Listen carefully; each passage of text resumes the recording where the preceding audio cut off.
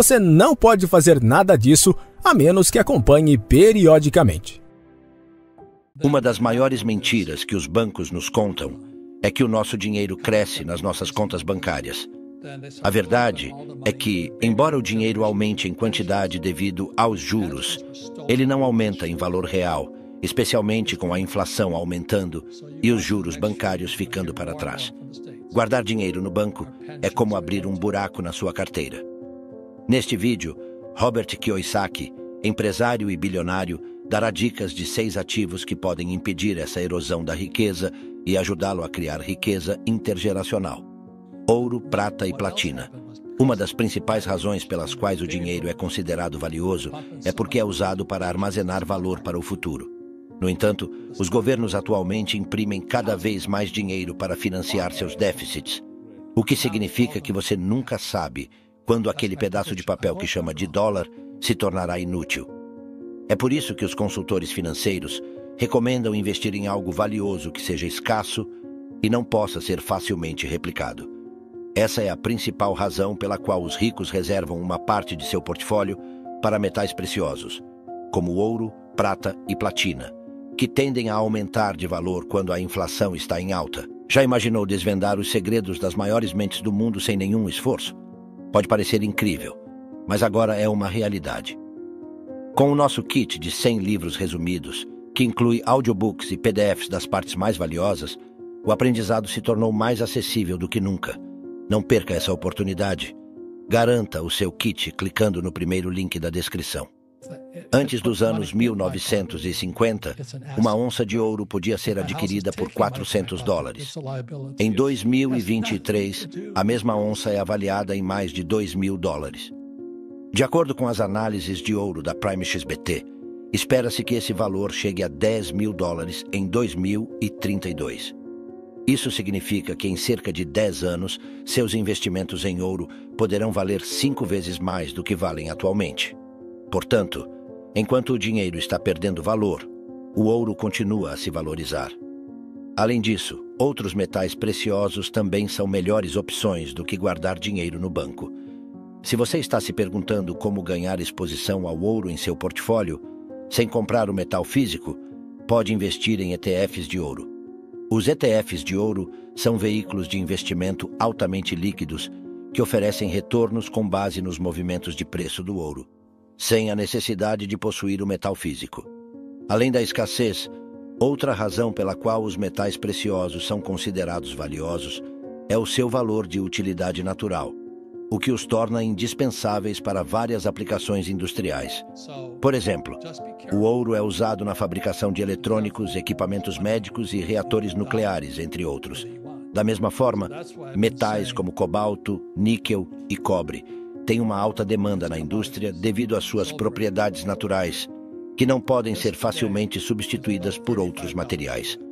Para dar um exemplo mais claro, desde 2020, a demanda por cobalto tem aumentado consideravelmente, principalmente devido ao seu uso essencial na fabricação de baterias para veículos elétricos.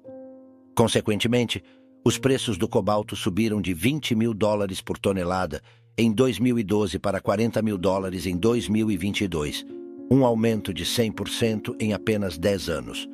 Portanto, ter exposição a metais raros como esses pode significativamente valorizar seu portfólio em momentos de alta demanda. No entanto, nem todos podem investir grandes quantias de dinheiro para adquirir metais preciosos, nem têm a capacidade de armazená-los fisicamente ou encontrar compradores confiáveis. Portanto, investir em empresas de mineração, como a Rio Tinto, ou em fundos mútuos focados na mineração, ou até mesmo em derivativos como futuros e opções, são todas excelentes maneiras de obter essa exposição. Moedas de refúgio. No mundo atual de moedas fiduciárias, onde nenhuma moeda é lastreada em ouro, a estabilidade geopolítica desempenha um papel crucial ao investir o seu dinheiro. É por isso que os ricos costumam guardar seu dinheiro em contas suíças. A Suíça, que possui um dos sistemas econômicos mais fortes do mundo, oferece um ambiente geopolítico mais estável. Portanto, o franco suíço é considerado um ativo seguro em tempos de turbulência e instabilidade. Vimos isso ocorrer em diversas ocasiões. Por exemplo, durante a crise da dívida na zona do euro em 2009 e na crise financeira global em 2008, grandes fundos transferiram seus ativos para a Suíça para evitar a perda de valor devido à desvalorização da moeda. Além disso, o franco suíço é uma alternativa valiosa ao dólar americano para o comércio internacional. Por exemplo, durante a crise entre Ucrânia e Rússia, quando os EUA impuseram sanções ao setor energético russo, a Rússia conduziu suas transações em francos suíços. Esses eventos afetaram a demanda pelo franco suíço, levando a uma significativa valorização da moeda em relação a todas as outras moedas. Em 2023, um franco suíço era cotado a 1,1074 dólares, o que levou os detentores de francos suíços a multiplicar sua riqueza da noite para o dia. Portanto, moedas de alto valor, como o franco suíço, a libra esterlina britânica e o yuan chinês, são excelentes ativos. No entanto, como nem todos podem abrir contas bancárias suíças, existem ETFs de moedas e corretores de forex. Você já parou para pensar muito sobre o dólar? Essa moeda, na verdade, é um título legal para todas as dívidas públicas e privadas. Já se perguntou o que isso significa? Desde 1971, quando o presidente Nixon aboliu o padrão ouro, o dólar tornou-se o título legal, conforme a lei dos EUA. Isso o tornou valioso como meio de troca, e começamos a considerá-lo como uma forma de pagamento comum por bens e serviços. Embora nenhuma moeda fiduciária no mundo seja lastreada em ouro ou em qualquer outro ativo físico, elas ainda são consideradas válidas devido à confiança e ao crédito do governo. Em termos simples, o valor do seu dinheiro é tão estável quanto o governo que o emite. É por isso que investir em títulos soberanos é uma forma legítima de preservar valor. Os governos de todas as nações são os últimos a falir. Se um governo entra em colapso, toda a nação entra em colapso e nenhum governo forte permitirá isso. Portanto, uma das maneiras mais seguras de investir em títulos soberanos é por meio de títulos do governo ou GSECs.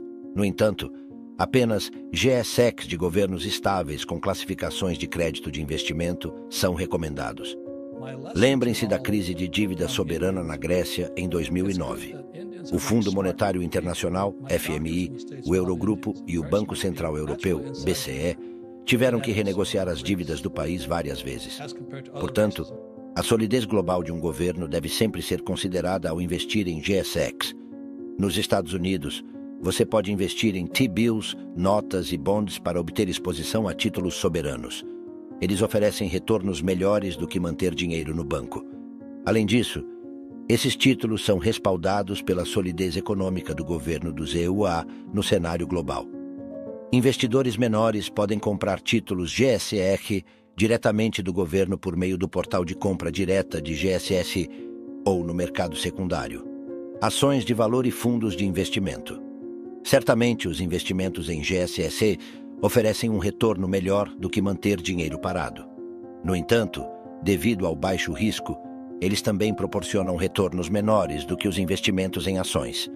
E embora o baixo risco seja um critério importante para investidores com aversão a riscos, a maioria dos investidores busca retornos mais elevados. Além disso, nem todas as ações são igualmente arriscadas. De fato, o mercado de investimentos é dividido em dois tipos de ações: ações de valor e ações de crescimento. Ações de crescimento, como as do setor de tecnologia, são mais arriscadas devido às ideias e tecnologias inovadoras que têm um alto potencial de fracasso. No entanto, as ações de valor, como as de empresas ligadas a metais industriais, são menos arriscadas devido à demanda estabelecida para seus produtos no futuro previsível. Portanto, as ações de valor com fundamentos sólidos não apenas oferecem apreciação de preço estável, mas também proporcionam dividendos regulares. No entanto, analisar os fundamentos de cada ação de valor pode ser demorado e arriscado para investidores médios. Portanto, fundos de investimento focados em ações de valor, como o fundo de índice de renda de alta qualidade da Vanguard Admiral Shares, com um histórico de pagamento de dividendos sólidos, são veículos de investimento ideais e acessíveis para investidores comuns. Terra e imóveis. Os bancos consideram a terra como um ativo não depreciável por uma razão muito sólida. ela é escassa e sempre em demanda. Desde o início dos tempos, a terra tem sido um dos recursos mais valiosos do mundo. Por exemplo, precisamos de terra para construir casas, escolas, fábricas, para a agricultura e para espaços comerciais, entre outros usos. Com o crescimento da população humana, a demanda por terra só tende a aumentar. Portanto, as casas residenciais, espaços de trabalho e propriedades comerciais construídas em terrenos também sempre estão em demanda. Assim, tanto a terra quanto o mercado imobiliário se comportam como excelentes proteções contra a inflação em sua carteira de investimentos. Para ilustrar com alguns números, de acordo com um estudo da Bloomberg, os preços das casas triplicaram entre 1992 e 2020, apesar de uma grande queda durante a crise imobiliária de 2008. Portanto, ter exposição ao mercado imobiliário é sempre uma boa estratégia quando o dólar começa a perder valor. No entanto, a maioria dos investidores de menor porte geralmente considera investir em imóveis muito tarde em suas vidas, já que costumam associar propriedades imobiliárias apenas à casa em que moram. No entanto, ter uma casa totalmente quitada é um objetivo de patrimônio líquido que muitos buscam atingir na faixa dos 40 anos, mas também é recomendável ter uma parcela do mercado imobiliário comercial. Além disso, ao contrário do que muitos acreditam, não é necessário ter muito dinheiro para obter exposição ao mercado imobiliário. É possível investir em REITs, Real Estate Investment Trusts, ou fundos de investimento imobiliário, que são semelhantes aos fundos mútuos, mas voltados para o mercado imobiliário. Ou você pode adquirir propriedades para geração de renda. A renda gerada cuidará das despesas e dos pagamentos do financiamento, além de proporcionar lucros. Coletáveis carros clássicos, obras de arte raras, bolsas de luxo, óculos de edição limitada e até mesmo primeiras edições de livros icônicos fazem parte dessa categoria de ativos. No caso de um carro comum, seu valor depreciará assim que você o tirar da concessionária. No entanto, a lógica se inverte quando se trata de carros clássicos. Assim como o vinho, eles se tornam mais valiosos com o tempo.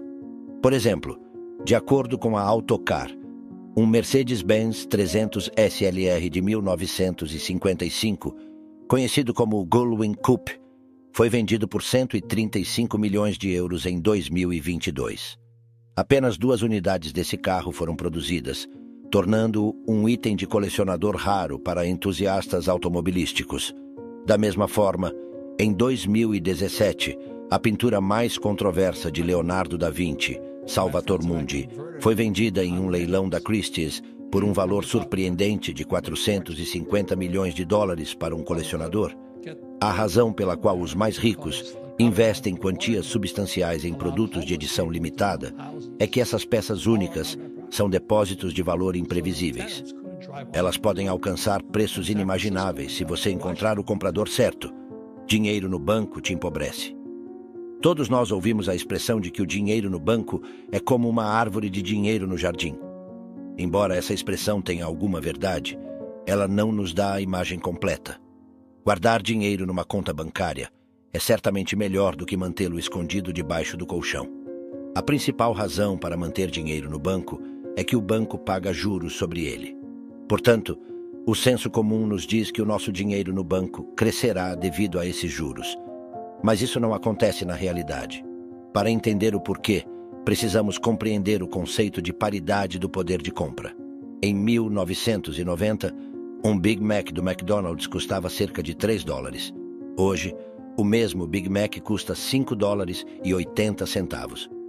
Isso é quase o dobro do preço. Portanto, o valor dos $3, quando se trata de Big Macs, diminuiu consideravelmente. Isso se deve ao aumento de preços, o que chamamos de inflação. Vamos supor que a taxa de inflação seja de cerca de 4% a 5%. A taxa de juros da sua conta bancária deveria ser pelo menos igual a essa taxa para que você possa comprar as mesmas coisas que comprava há 10 anos com a mesma quantia de dinheiro. No entanto, isso não é verdade. A gasolina, o leite e praticamente tudo o mais estão mais caros. Você deve ter notado todos os gastos que aumentaram nos últimos 10 anos, apenas para manter o seu padrão de vida. Isso prova que o dinheiro na conta bancária não está crescendo à mesma taxa que a inflação. Na verdade, as contas bancárias geralmente oferecem uma taxa de juros de cerca de 3%. No entanto, se fizermos as contas, estamos realmente recebendo uma taxa de juros negativa de 1%, uma vez que a inflação está em 4%. Portanto, deixar o dinheiro parado na conta bancária não é uma boa ideia se você quiser manter o seu atual padrão de vida. Em vez disso, investir em ativos que cresçam mais do que a inflação é uma ótima maneira de preservar sua riqueza. Algumas excelentes opções podem ser negócios, imóveis e até mesmo metais preciosos, se você preferir investimentos mais seguros. Verificamos sempre as nossas contas bancárias, certo? Sim, costumamos verificar nossas contas bancárias com regularidade. Isso nos dá a paz de espírito de que, aconteça o que acontecer, teremos pelo menos o mesmo valor que o nosso extrato bancário mostra. No entanto, isso nem sempre é verdade. O seu banco nem sempre pode permitir que você retire todo o dinheiro de sua conta. A razão para isso é conhecida como sistema de reservas fracionárias. Nesse sistema, cada banco é autorizado a emprestar todos os fundos que possui em suas contas, depois de separar uma fração deles como reservas. A taxa de reservas é determinada pelo Banco Central do país, que no EUA é o Federal Reserve. Após reservar a quantidade necessária, os bancos emprestam o restante a uma taxa superior à que pagam a você. A diferença entre a taxa de juros de empréstimo e a taxa de depósito é o seu lucro. Vamos analisar alguns números. Suponhamos que você deposite $1.000 na sua conta. A taxa de reservas é de 10%. Isso significa que o banco pode emprestar 90% dos seus $1.000 para mutuários. Mas a história não termina aqui. Quando o seu banco empresta a alguém $900, essa quantia é depositada na conta do banco do mutuário. Esse segundo banco, por sua vez, reserva 10% e empresta 90% a outra pessoa, que recebe $810, e esse ciclo continua. Você já se perguntou quanto dinheiro é criado a partir dos seus $1.000 quando a taxa de reservas é de 10%? A resposta está na matemática da progressão geométrica infinita. Em termos simples, o montante total de dinheiro gerado a partir dos seus $1.000 é igual a $1.000 dividido por 0,10, ou seja, $10.000. Sim, esse dinheiro é criado praticamente a partir do nada. Você pode estar se perguntando por que os bancos podem fazer isso. A resposta é simples. Os bancos operam com a premissa de que nem todos os depositantes tentarão retirar todo o seu dinheiro ao mesmo tempo. Devido a essa premissa bastante básica, mas verdadeira, os bancos conseguem manter a sua liquidez sem entrar em colapso. Eles ainda permitem que os depositantes retirem o dinheiro e, ao mesmo tempo, geram lucros com isso.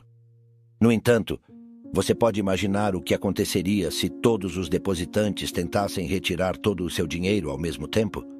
A economia mundial pode entrar em colapso devido à falência de bancos. Um exemplo real disso foi a crise financeira de 2008, quando os depositantes entraram em pânico e correram para sacar seu dinheiro. Devido a um grande número de solicitações de saque, cerca de 25 bancos faliram nos Estados Unidos em 2008. O mesmo ocorreu recentemente em 2023, quando os depositantes de bancos de renome realizaram saques maciços de $10 bilhões. Essa retirada em massa ocorreu como resultado do súbito colapso do Banco do Vale do Silício, tornando-o o terceiro maior colapso bancário na história dos Estados Unidos. Finalmente, os reguladores tiveram que intervir e colocar o banco sob sua proteção para restaurar a estabilidade financeira e reconquistar a confiança do público na economia. Baixo risco significa baixo retorno. Enquanto a maioria das pessoas de classe média evita correr riscos quando não tem dinheiro, os ricos investem, mesmo quando têm dinheiro. A razão mais importante pela qual os ricos investem é que quanto mais ricos são, menor é a taxa de imposto que pagam. O retorno do investimento é o que os bancos recebem. Embora isso possa parecer contraintuitivo para as pessoas de classe média, faz muito sentido para os bancos. Os bancos ganham dinheiro com base em dois fatores: retorno e risco. Embora o retorno seja sempre um fator importante para qualquer negócio, incluindo bancos, o risco é ainda mais crucial quando se trata de retorno. Se você é um americano de classe média e já está atolado em dívidas de cartão de crédito, O risco de você não pagar um empréstimo bancário é alto. Para compensar esse risco elevado, os bancos oferecerão uma taxa de juros muito mais alta. Por outro lado, alguém como Mark Zuckerberg pode obter a mesma taxa de juros por um valor muito menor. Naturalmente, o risco de inadimplência de Zuckerberg é praticamente nulo em comparação com o risco de inadimplência de qualquer americano de classe média.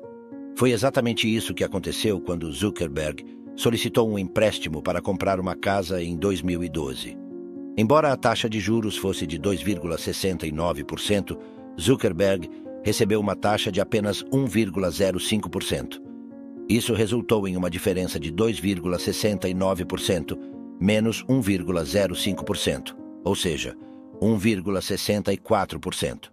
Embora uma diferença de 1,64% possa não parecer muito em termos de porcentagem, em termos financeiros, isso representa uma diferença considerável. Zuckerberg pagou 5,95 milhões de dólares. Então, uma diferença de 1,64% significou 96.580 dólares a menos em juros para Zuckerberg. Isso representa quase 100 mil dólares a menos a cada ano em seu empréstimo habitacional de 30 anos. Isso equivale a dizer que seu empréstimo ficou 3 milhões de dólares mais barato, mesmo sem levar em consideração o efeito da composição dos juros. Dívida é dinheiro gratuito para os ricos. Outra razão pela qual os ricos investem, mesmo quando têm dinheiro suficiente, é porque a dívida oferece outros benefícios. Continuando com a história do empréstimo de Zuckerberg, podemos ver como ele usou a dívida em seu benefício. Como todos sabemos, Zuckerberg, com um patrimônio líquido de 15,7 bilhões naquela época, não precisava realmente do empréstimo, mas ele o fez de qualquer maneira.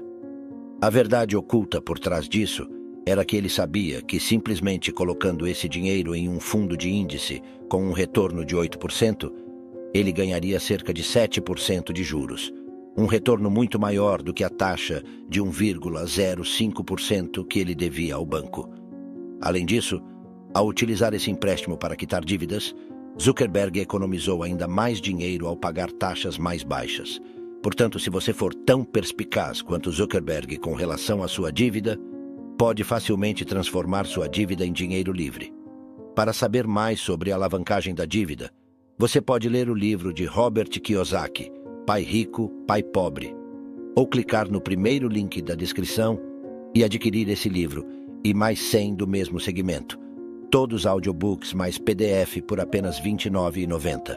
Corra e aproveite, porque não sabemos até quando vamos manter esse valor promocional. Cartões de crédito são uma armadilha para os bancos. Se você acredita que os representantes de bancos estão do seu lado, está muito enganado. Quando os representantes de vendas de bancos tentam vender um cartão de crédito ou qualquer outro produto, eles não levam em consideração os seus melhores interesses. Eles estão apenas preocupados em atingir suas metas mensais. E se eles estiverem sendo excessivamente simpáticos com você, isso deve ser encarado como um grande alerta vermelho. Cartões de crédito são uma grande armadilha para os bancos, mas ao mesmo tempo, também são uma armadilha para você. Existem várias razões para isso. A primeira e mais óbvia é que, assim como qualquer outro produto de dívida, os cartões de crédito têm uma das mais altas taxas de juros possíveis, que podem chegar a 20% em alguns casos. Se você comprar com responsabilidade e pagar sua dívida a tempo, então isso não deve ser um problema. No entanto, poucos titulares de cartões se encaixam nessa categoria. Uma pesquisa realizada pela Lending Tree mostrou que, a partir de 2023, os americanos tinham uma montanha de dívidas de cartão de crédito diante deles, totalizando 986 bilhões de dólares. E do total de titulares de cartões de crédito, 65% não pagam o saldo integral a cada mês. O maior problema com os cartões de crédito é que eles podem desvinculá-lo do ato de pagar por suas compras imediatamente. Isso cria uma ilusão de despesas gratuitas. As pessoas começam a gastar sem considerar como vão pagar suas dívidas, e é assim que se inicia a espiral da dívida. O segundo problema, mais sutil, com os cartões de crédito é a taxa de processamento. Isso não se refere à taxa anual cobrada pelo banco. Em vez disso, é uma taxa extra que você paga a cada compra. Os bancos pagam essa taxa aos comerciantes e lojas a cada vez que um cliente faz um pagamento com cartão de crédito.